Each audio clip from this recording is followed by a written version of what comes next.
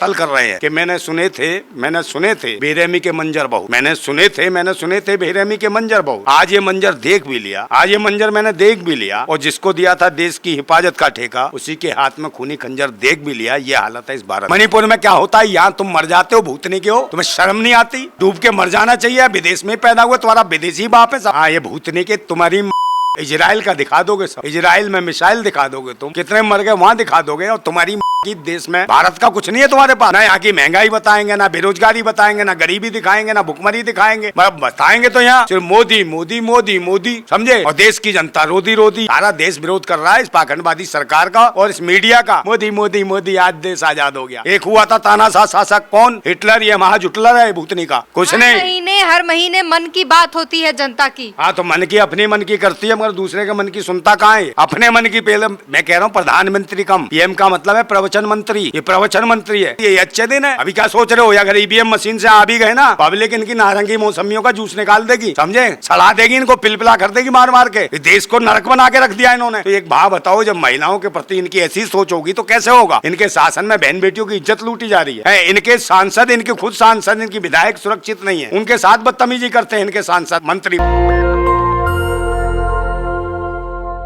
नमस्कार, मैं ब्यूटी गिरी। अभी हम मौजूद हैं, हमारे साथ खास मेहमान मौजूद हैं बातचीत करने के लिए। जिस तरीके से आपको पता है देश में चुनावी बिगुल बजा हुआ है। अब तो 5 राज्यों के विधानसभा चुनाव की भी तारीखें आ चुकी हैं। सब कुछ और दावे प्रतिरोध जो हैं सब चल रहा है। हमारे साथ बातचीत करने के लिए मौजूद हैं नरेंद्र नंदा भाई। बेहद गहरी समझ रखते हैं तमाम चीज़ों की। क्या कहेंगे? अब तो जो है कानून व्यवस्था एकदम टाइट है।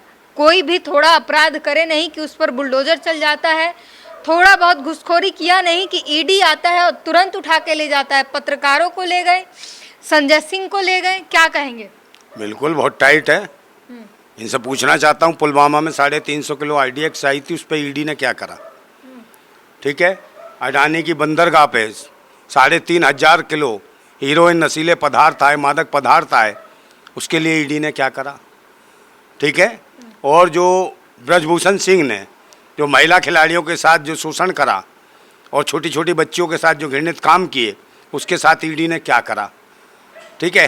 और ईडी ने वहाँ नोटिस क्यों नहीं भेजा जहाँ पर जो इनका विधायक था सेंगर, उसके खिलाफ क्यों नहीं करा? उसने उसके परिवार को पूरे मार दिया, समझे?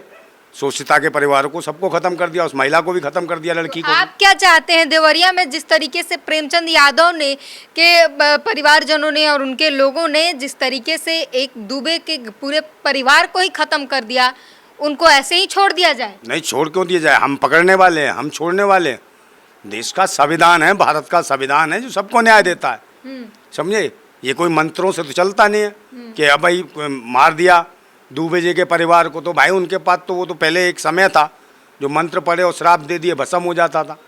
तो ये श्राप वो कहाँ गए, समझे? तो ये श्राप दे रहे थे। कानून का शिकंजा कसा जा रहा है, बुलडोजर चलाने की मांग हो रही है यादव के घर पे। यार एक बात बताओ, सबके सब कितने मेन मिस्ट्री मीडिया वाले सब पहुंच गए। अभी जितने दलितों पिछड़ों के मकानों पे जिन्होंने जो आतंकताई इन पाखंडियों ने करी थी, उनकी बहन बेटियों की इज्जतें लूटी, दुनिया भर के घृणित काम किए, वहाँ पर ये पाखंडियों की जो जितने भी है मेन मिस्ट्री मीडिया, ये क्यों नहीं पहुँचती है? सबसे बड़ी शर्म की बात है कि वहाँ क्यों नहीं पहुँचते हैं। सिर्फ इन्हें दुबे, चौबे, तिवारी, मिश्रा, इन्हीं की परेशानियाँ दिखाई देती हैं। दलितों, शोषितों, वंचितों, पिछड़ों की या अल्पसंख्यकों की कोई परेशानी नहीं दिखाई देती, समझे नहीं?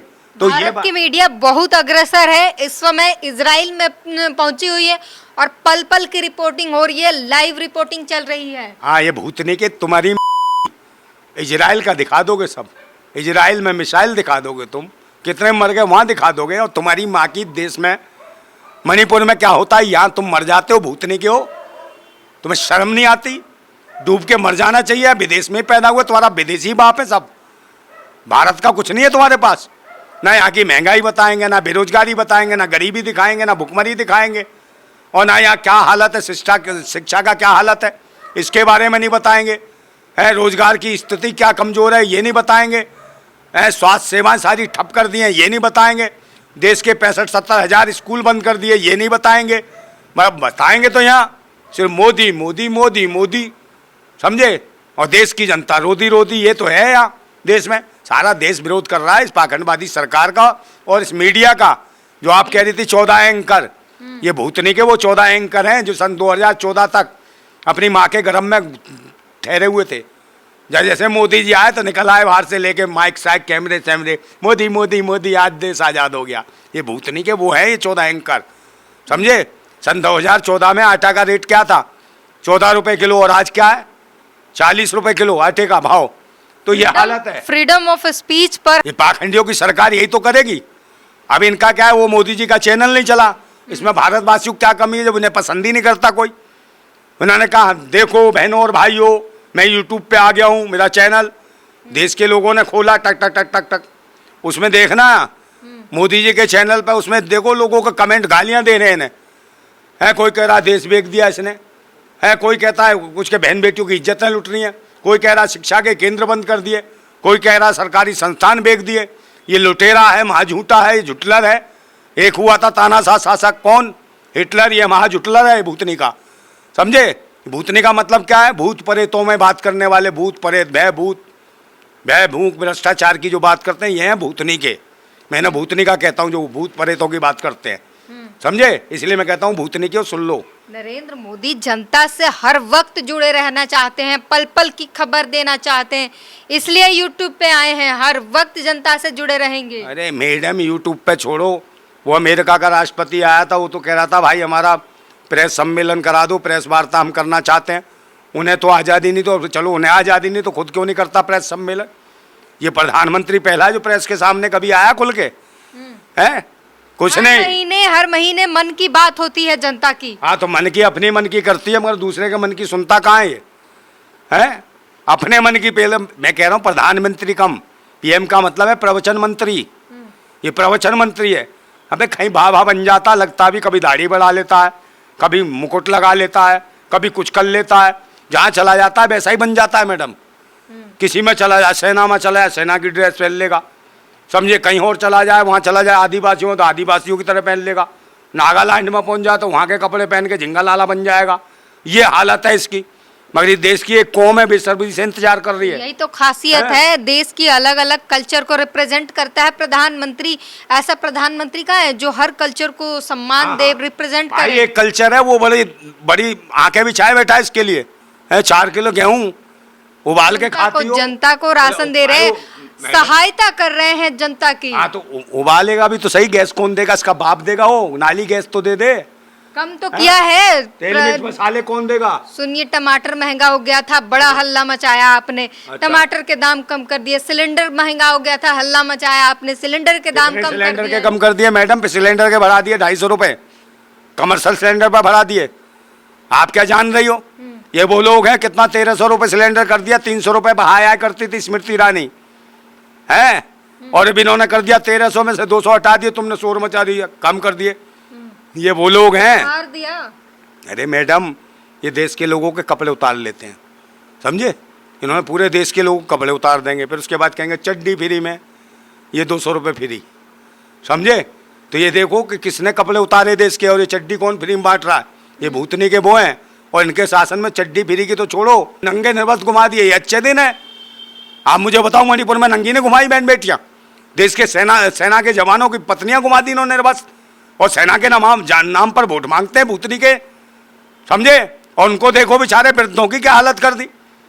कोरोना काल में वृद्धों की जो ट्रेन में जो थी ना, जो छूट थी जो टिकट के ऊपर, उस टाइम खत्म कर दी, और आज तक वो बहाल नहीं की कि भाई इन्हें छूट दो वृद्धों को।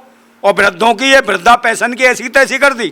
कभी 5-7 लाख वृद्ध बेचारे बुजुर्ग इस देश के, इनके मोदी जी के जो इकट्ठे हुए, समझे, वो भी गालियां दे रहे थे, कह रहे ये देश का प्रधानमंत्री कम, हम इसके बाप के बाप, और ये महापाप कहाँ से आ गया? मोदी मोदी मोदी है, हमारी पेंशन खो दी, समझे।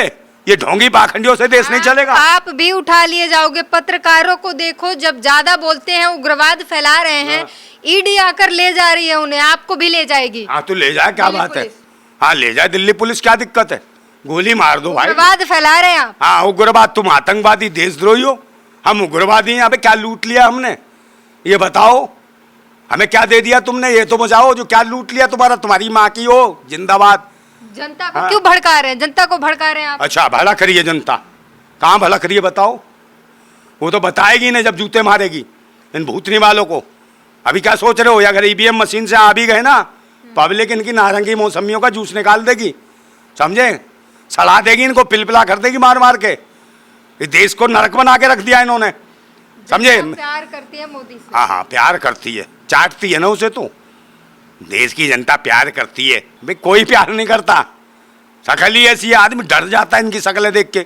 आधे ज्यादा बाबा ऐसे छोड़ रखे हैं भूतनी के, जो इनाम घोषणा करते हैं कि इसकी कलम ले आओ इसकी, समझे। कौन सा बाबा वो जो इनाम घोषित करता है, क्या नाम है उसका, कौन सा वो मंडलेश्वर फंडलेश्वर कहाँ का वो जो भीख मांगता है। हमारे दया दान पे पलते हो, हमारे लोग गर्दन काटने के लिए इनाम देता हो, समझे नहीं। कौन सा है उसका नाम भी तो ध्यान नहीं आ रहा, भूतनी वाले का, जो शकल पे कलई पलई सी पोत लेता है और दांत ऐसे कर रहा है, गर्दन ले आओ। साले ऐसे लगता है जब भैंसा हंस रहा हो, शकल भी तो उसकी भैंसे जैसी है, हैं, और इतना मोटा पेट है उसका, समझे। हाथ में लगा ले वो डंडा सा ले लेगा, अजीब सा लगता है। ये भिखमंगे हैं जो हमारे दया दान पे पल रहे हैं और हमारे लोगों को डराते हैं।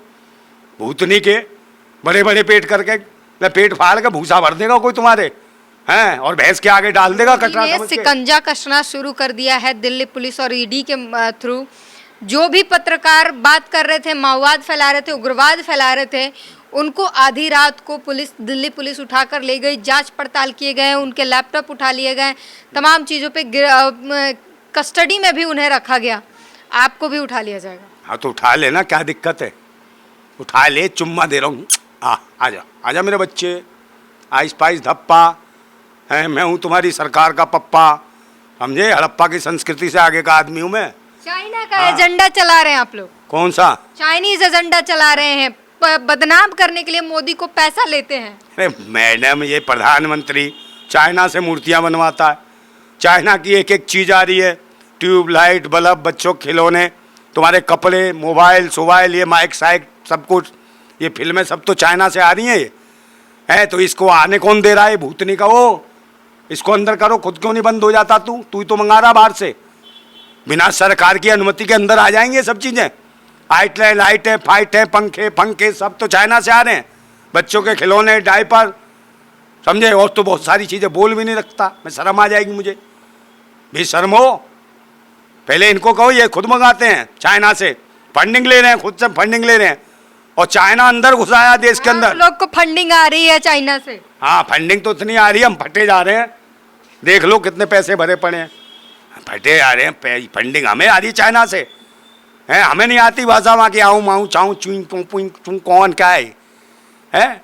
ये तो मोदी के यार हैं, उसके गलवैया उसी के साथ ये करते हैं, आरती उतारते हैं, झूला झूलते हैं, समझे। और ये चाइना का विरोध करते हैं। भूतनी के हो, सारा चाइना से माल मंगाते हो। देश की जो बिल्कुल जो कंपनियां थी, लघु कुटीर उद्योग जो थे यहाँ का व्यापार तुमने छोटे बंद कर दिए हैं, और इनको बुला रहे हो चाइना वालों का माल यहाँ पूरे देश में, और चाइना का विरोध करते थे तुम, नौटंकी करते हैं। आप महिलाओं की बात करते हैं, महिलाओं पर अब तो तारीफ करेंगे, मोदी ने आरक्षण दे दिया महिलाओं को, अब तो तारीफ करेंगे। हाँ, आरक्षण तो दे दिया, बहन बेटियों को नंगा घुमाते हैं, आरक्षण देना है, कपड़े उतार के निर्वस्त्र करते हैं। सेना के जवानों की, पूर्व सेना के जवानों की पत्नियों को नंगा करके उनका बलात्कार कराती है इनकी सरकार, ये आरक्षण देंगे। इनके सांसद विधायक महिलाओं को रेप कर देते हैं, बड़े मंचों पर उनके पता नहीं क्या क्या दबा देते हैं, समझे। ये हरकतें करते हैं ये। और तो और इनकी सांसद, महिला सांसद कहती है कि चाकू छुरियाँ छेड़ करा लो, तेज करा लो। कौन? प्रज्ञा ठाकुर, कहा था ना उसने। इसलिए वो जानती कि भैंसी दरिंदों की सरकार में सांसद बन गया कि मुझे नहीं छोड़ रहे हैं। ये उनकी पीड़ा थी जो उन्होंने कहा भाई तेज करा लो, मैं नहीं सुरक्षित। और उस दिन के बाद वो आज तक चैनल पर किसी पे दिखाई नहीं दिए हैं, पता नहीं क्या करते हैं। हमने तो देख लिया खुले मंचों पे, ये अपने पार्टी की सांसद विधायकों को छेड़ते हैं इनके नेता, ये बदतमीज खुद हैं। और जो महिला राष्ट्रपति का, महामहिम राष्ट्रपति का सम्मान नहीं कर सकता, ये महिलाओं को आरक्षण देंगे। ये महिलाओं का आरक्षण जो है, बिना, जब तक जितनी जिसकी संख्या भारी उसकी उतनी भागीदारी होनी चाहिए है। जब तक ओबीसी महिलाओं को आरक्षण नहीं मिलता, दलितों को आरक्षण नहीं मिलता इस आरक्षण में, सही है, ये इस महिला आरक्षण में अल्पसंख्यकों की महिलाओं को आरक्षण नहीं मिलता। तो मैं कहता हूँ जिसकी इतनी संख्या भारी उसकी उतनी भागीदारी। यही वजह था कि महिला आरक्षण को दबाने के लिए, कि दलित, ओबीसी और अल्पसंख्यक जो है ना, आरक्षण ना मिले महिलाओं को, इसको दबाने के लिए रमेश बिधूड़ी से गालियां दिलवाई गई। संसद भवन में। अमित शाह ने संसद में कहा कि बीजेपी ऐसी पार्टी है जिसने महिलाओं के लिए 30% सीटें आरक्षित कर रखी है। ऐसा कोई नहीं करता, बीजेपी सिर्फ करती है। हाँ, बीजेपी करती, बीजेपी अकेली ऐसी पार्टी है। ये इनमें सबसे ज़्यादा आरएसएस में ऐसी पार्टी जो महिलाओं का सम्मान नहीं करते। राष्ट्रीय समलैंगिक संघ आरएसएस, समझे, शादी नहीं करते। अबे भूतनी के इतने लाखों बिना शादी करे घूम रहे हो, अगर तुम शादी कर लो, परिवार बचा लो, तो कितने महिलाओं को घर मिल जाएगा। मगर तुम मुस्टंडों की तरह घूम रहे हो, आवारागर्दी करते हो, लोगों को भड़काते हो, धर्म मजहब के नाम पे डराते फिरते हो, और ये आरक्षण देंगे। मैं कहता रहा हूँ, जब महामहिम राष्ट्रपति को ये उद्घाटन करने नहीं बुला सकते संसद भवन का, संसद का पहला सत्र बुलाते हैं, उसमें कंगना राणावत को बुला लेते हैं, फिल्म वाली को और फिल्म वाली हीरोइनों को, मगर देश की महामहिम राष्ट्रपति को नहीं बुलाते, उसको जलील करते हैं, उसको कहते हैं कि छोटी जाति की, इसको नहीं बुलाएंगे। तो एक भाव बताओ, जब महिलाओं के प्रति इनकी ऐसी सोच होगी तो कैसे होगा। इनके शासन में बहन बेटियों की इज्जत लूटी जा रही है। इनके सांसद, इनके खुद सांसद, इनकी विधायक सुरक्षित नहीं है, उनके साथ बदतमीजी करते हैं इनके सांसद मंत्री। ये हालत है। और पूछो, उसके आगे कुछ पूछना है तो। जातीय जनगणना पर क्या कहेंगे? जातीय जनगणना पूरे देश में होनी चाहिए। मोदी जी कह रहे पाप किया है, भाइयों भाइयों में बंटवारा कर दिया आपस में। हाँ, जाति कौन भाई, ये तो भाई भी नहीं है, ये तो कसाई है देश का प्रधानमंत्री। जातियों में बांट दिया, जातियों बताकर कि इतने % ये जाति के लोग हैं, भाई भाई में लड़ाई करवा रहे हैं। और जाति के नाम पर जो गाली देते हैं भूतनी वाले, वो उनकी कौन कहेगा बे। वो है, ये जो चुटिया जो गाली देती है, लोगों को बना रही है धर्म के नाम पे, है, इसको कौन गाली देगा। जाति किसने बांटी? अभी तेरे पिताजी ने तो कहा था कि जातियां ब्राह्मणों दी, मोहन भागवत ने कहा था कि नहीं कहा था मैडम? कहा था ना।